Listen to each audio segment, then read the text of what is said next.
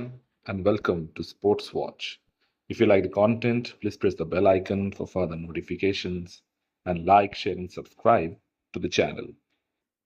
Zhilei Zhang just put an exclamation on Deontay Wilder's career by knocking him spark out in Saudi Arabia.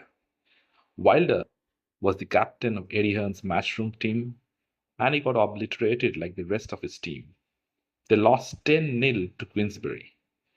But the story of the night was Wilder.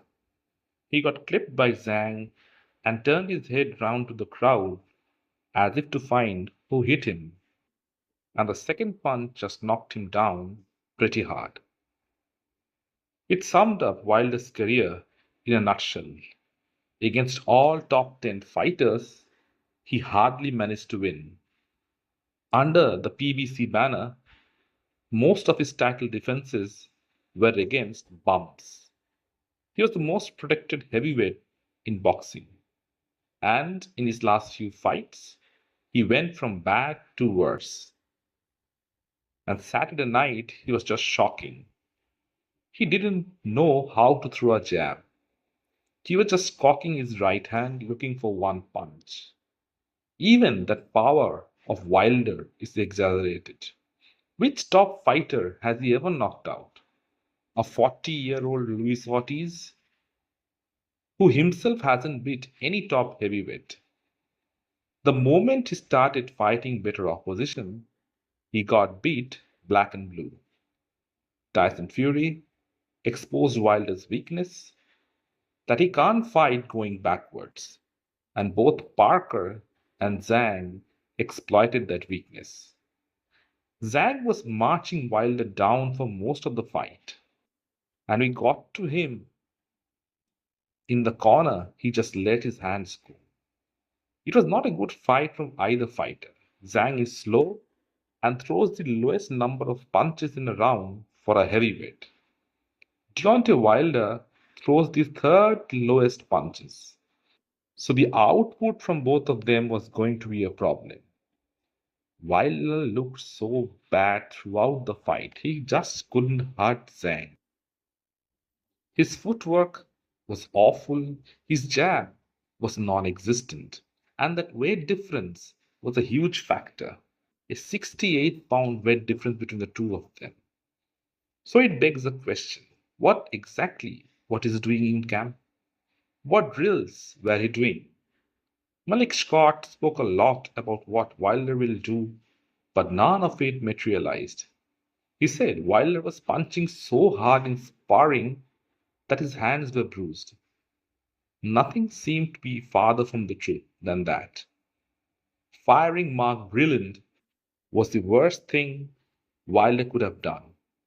His ego never allowed him to grow, and he got rid of the only guy who actually cared for him. Under Malik Scott, he has gotten from bad to worse. He got knocked out by Fury, got destroyed by Parker, and now knocked into another dimension by Zhang. Any other trainer would have been fired long back. But Wilder likes to have yes men in his corner, and they never spoke the truth to him. He never acknowledged his mistake.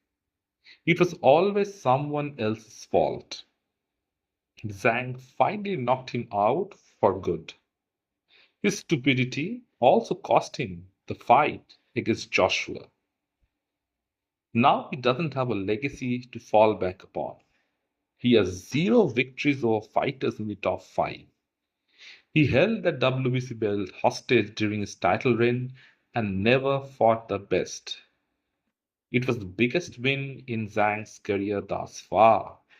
He is blooming late, but his power can cause a problem to many fighters in the top 5. But it's also a fact that Zhang is slow and after 5 rounds is rather lethargic. Zhang has called out Anthony Joshua after his victory. It's a big fight, but it doesn't go down too well for Zhang.